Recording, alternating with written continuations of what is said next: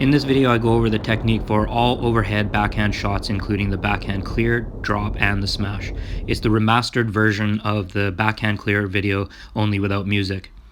I've also condensed the information and shortened the video so it's half the length, and I also got rid of any confusing and extraneous information. So the first thing you have to do is find the backhand grip. Here I'm showing you how not to hold it. So don't place the thumb on the flat side of the grip like I am here. The thumb should not be in line with the shaft of the racket like this.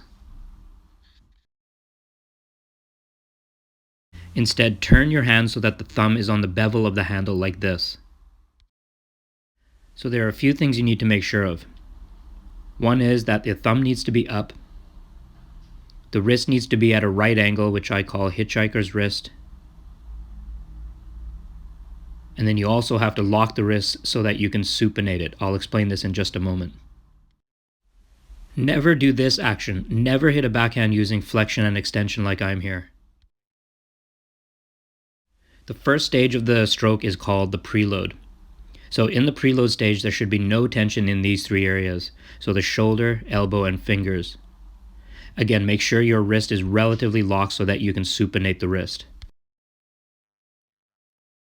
Also, tuck your elbow into your hip, so keep it down. So when your palm is up, it's supinated. And when your palm is down, it's pronated. So in the preload phase, your palm is up, and so your wrist is in supination. Your racket should be pointing to the right if you're right-handed, and to the left if you're left-handed. The extent of the preload will disappear as your level improves, so it'll become more subtle. It's not going to look as I'm showing here. So start the preload phase by bringing the butt of the racket to the opposite shoulder. Your elbow should also pull back as much as possible. So once the butt of the racket reaches the opposite shoulder, it marks the end of the preload phase. And next we'll look at the load phase. So loading refers to the loading of the thumb with the weight of the racket when you flip the racket over. And also loading refers to the movement of your muscles and your joints when they generate force.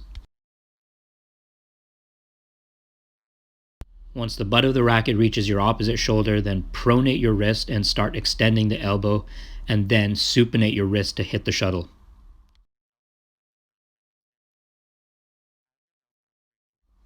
So in the preload phase, once the butt of the racket reaches your opposite shoulder, and then pronate the wrist,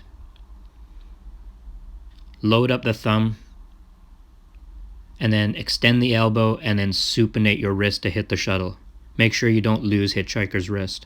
So just a point of clarity here, the whole stroke could be happening way above your head, or it could be happening down low like I'm demonstrating here. It all depends on how much time your opponent has given you. And now we'll look at the final strike phase. So just as you supinate the wrist in the load phase, tense up all your muscles. So the extent to which you tense up your muscles really depends on what shot you're playing. So for clears and smashes, you need to tense up your muscles a lot, and for drop shots, you need to tense up less. And after making contact with the shuttle, just allow your arm to open up. Using a mirror to make a figure 8 action with the racket really helps. And always remember that relax, tight, relax generates more power. So go slow and feel the weight of the racket so that you can feel the impact. Always relax in the follow through. That's really important. So now let's look at the footwork for the backhand shots.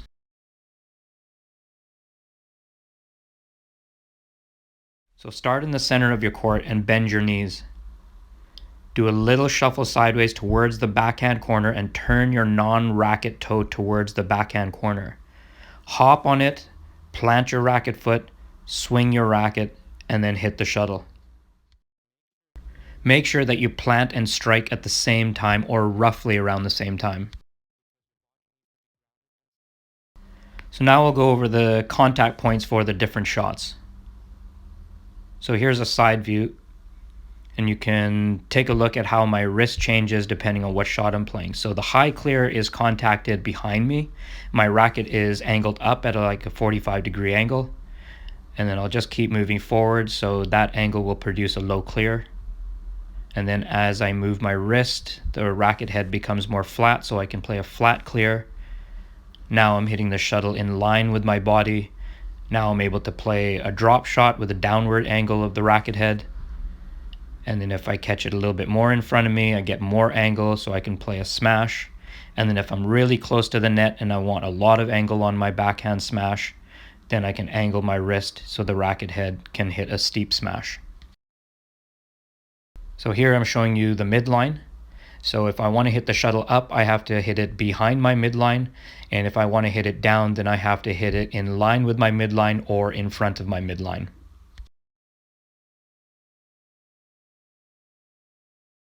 So here's another side view from the other side. So there's the high clear, it's angled up. Low clear, a little bit flatter. Flat clear, almost horizontal. Drop shot, angled down. Smash, angled down. Steep smash, very angled. So I'll leave you with some good exercises that you can do. You can practice the figure eight action of the stroke in front of a mirror, and you can also pronate and supinate your wrist without a racket. So pretend like you're turning a doorknob and use your forearm and your shoulder. So powerful rotation with forearm and shoulder. And then you can put your racket in your hand, balance the racket on your thumb, relax your fingers, and again, pronation to supination using forearm and shoulder.